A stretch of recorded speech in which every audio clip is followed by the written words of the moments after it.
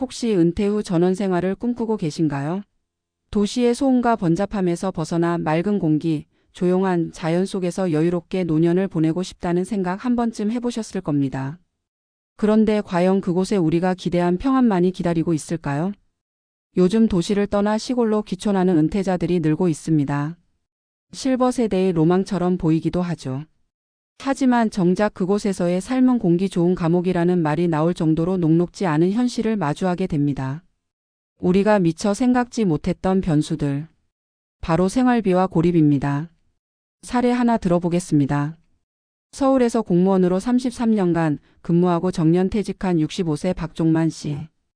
은퇴 후 아내와 함께 충청북도 괴산으로 귀촌했습니다. 도시 생활에서 벗어나 조그만 텃밭과 산책로가 있는 집을 지었죠. 처음 6개월은 정말 행복했다고 합니다. 공기가 좋고 소음이 없고 아침이면 새소리로 눈을 뜨고 직접 키운 채소로 식탁을 채우며 이게 진짜 삶이구나 느꼈다고요. 하지만 문제는 그 후부터였습니다. 우선 생활비. 박 씨는 서울에서 살 때보다 훨씬 적게 쓸 거라 예상했지만 실제로는 그렇지 않았습니다. 마트나 병원, 은행 하나 이용하려면 자동차를 타고 40분 이상 나가야 했고 자동차 유지비와 기름값이 생각보다 부담이 컸습니다. 동네에 택시도 거의 없고 대중교통도 하루 몇 번뿐이다 보니 차가 없으면 일상 자체가 불가능했습니다. 게다가 의료비. 서울에 있을 땐 가까운 병원에서 바로 진료받을 수 있었지만 이곳에서는 병이 나도 23일 후에나 도시로 나가 진료를 봐야 했습니다. 박 씨 부부는 정기적으로 치료받아야 할 질환이 있었는데 병원 접근성이 떨어지니 상태가 더 나빠졌고 결국 2달에 한 번씩 서울까지 왕복하는 일정을 잡게 됐습니다. 이 또한 비용으로 이어졌죠. 그리고 더 큰 문제는 고립감이었습니다.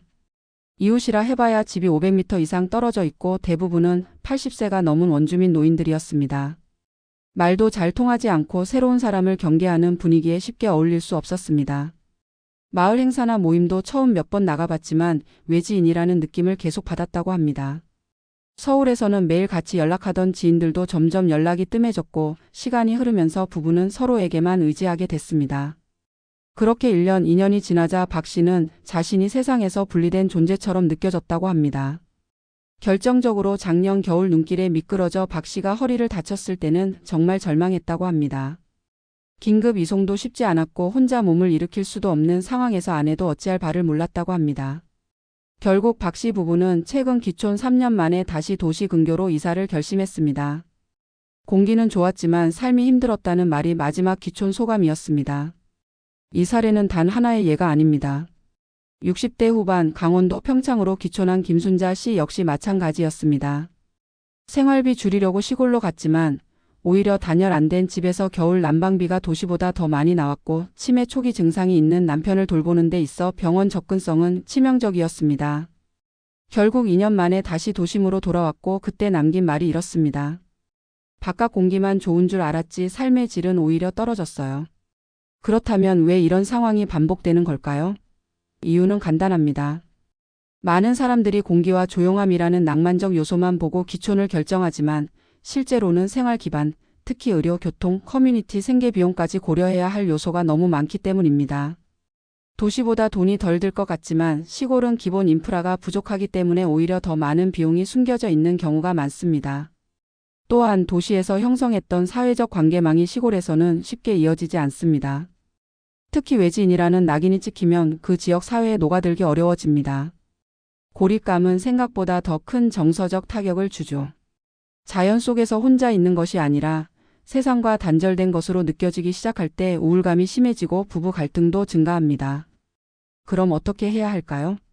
귀촌을 꿈꾸는 분들에게 몇 가지 실질적인 조언을 드리겠습니다. 첫째, 시험 거주를 권합니다. 최소 3개월에서 6개월 정도 임시로 살아보며 그 지역의 생활 리듬과 불편함을 몸으로 체험해 보는 것이 중요합니다. 단순히 여행이나 주말 방문으로는 결코 알 수 없습니다. 둘째, 의료 접근성과 교통 인프라를 반드시 체크해야 합니다. 건강이 좋은 60대에도 불편할 수 있는데 시간이 지나며 이 문제는 더 커집니다. 병원, 약국, 대중교통, 응급 시스템까지 반드시 점검해 보셔야 합니다. 셋째, 커뮤니티. 시골은 관계 중심의 사회입니다. 귀촌을 하기로 마음먹었다면 지역 행사나 주민 모임에 적극 참여하며 신뢰를 쌓는 노력이 필요합니다. 단기간에 관계가 형성되지 않음을 인정하고 꾸준한 인내가 필요합니다. 마지막으로 귀촌이 곧 절약은 아니라는 점을 기억해야 합니다. 도시보다 비용이 적게 든다는 기대는 환상일 수 있습니다. 오히려 난방, 교통, 유지관리비 등에서 예산을 더 많이 세워야 할 수도 있습니다. 은퇴 후의 삶은 선택의 연속입니다. 귀촌도 그중 하나일 뿐 정답은 아닙니다. 중요한 것은 어떤 선택이든 현실성에 기반해 준비하고 로망이 아닌 생활로 접근해야 한다는 점입니다. 공기만 좋을 줄 알았죠. 하지만 삶은 공기만으로 살 수 있는 게 아닙니다. 삶의 무게, 인간관계, 재정, 건강. 이 모든 게 조화를 이루지 않으면 아무리 좋은 자연도 때로는 외롭고 고단한 감옥이 될 수 있습니다. 은퇴 후의 선택 다시 한번 신중하게 준비하시길 바랍니다. 귀촌은 오랜 세월 도시에서 살아온 이들에게 한 줄기 희망처럼 다가온다. 빽빽한 아파트 숲, 분주한 출퇴근길, 끊임없는 경쟁 속에서 지친 몸과 마음은 어느새 조용한 마을과 푸른 숲을 그리게 된다. 은퇴 후 남은 시간을 자연과 함께 보내고 싶다는 열망은 점점 더 많은 사람들을 도시 밖으로 이끈다.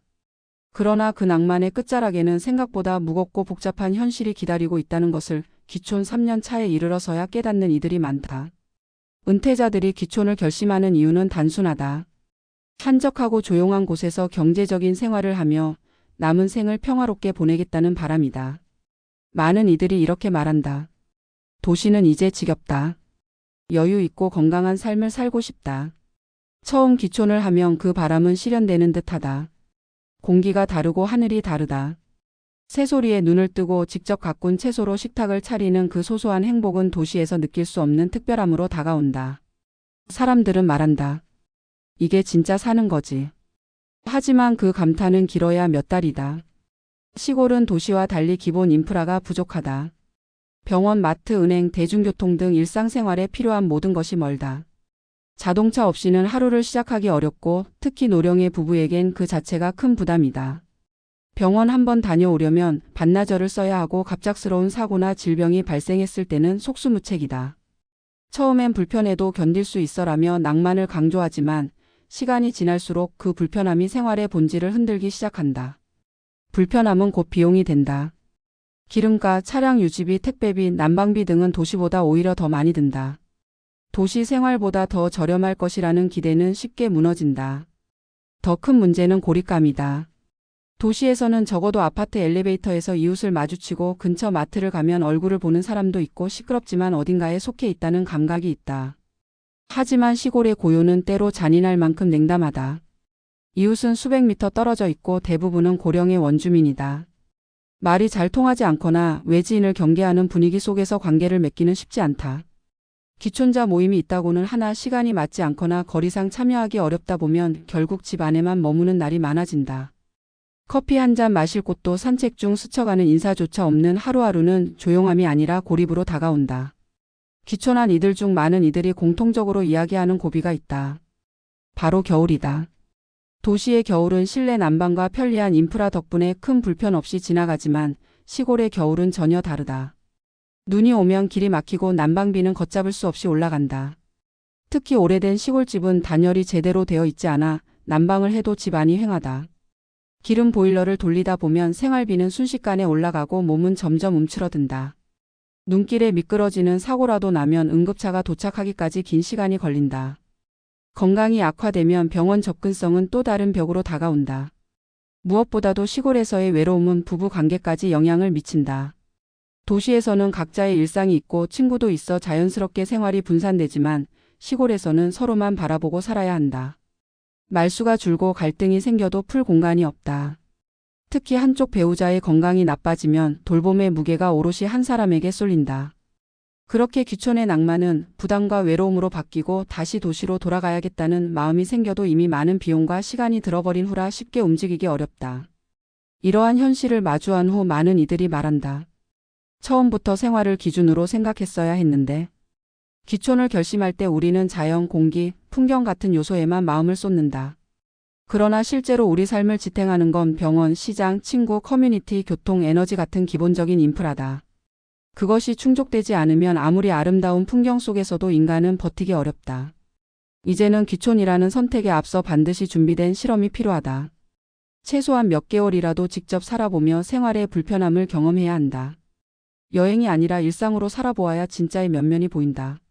그리고 자신에게 맞는 환경이 무엇인지, 어떤 삶의 방식이 더 지속 가능할지를 고민해야 한다. 귀촌이 모두에게 나쁜 선택은 아니다. 어떤 사람에겐 분명 자연과 함께하는 삶이 치유이고 해답이 될 수 있다.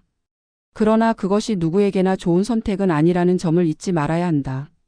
단지 도시가 싫어서 혹은 비용을 줄이기 위해서라면 귀촌은 오히려 더 큰 리스크가 된다.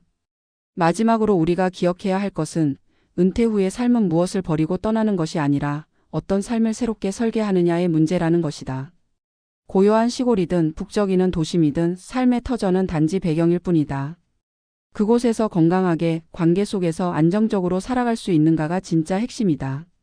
공기만 좋으면 괜찮을 거라 생각했던 그 선택, 시간이 흐르자 삶의 무게가 그것만으로는 감당되지 않음을 알려주었다.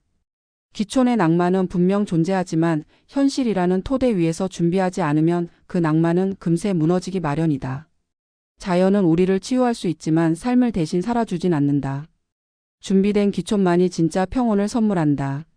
자연 속의 삶을 꿈꾸는 이들에게 단 한 줄의 조언이 있다면 이렇게 말하고 싶다. 풍경이 아니라 사람과 일상이 살아있는 곳이 진짜 삶의 자리라고.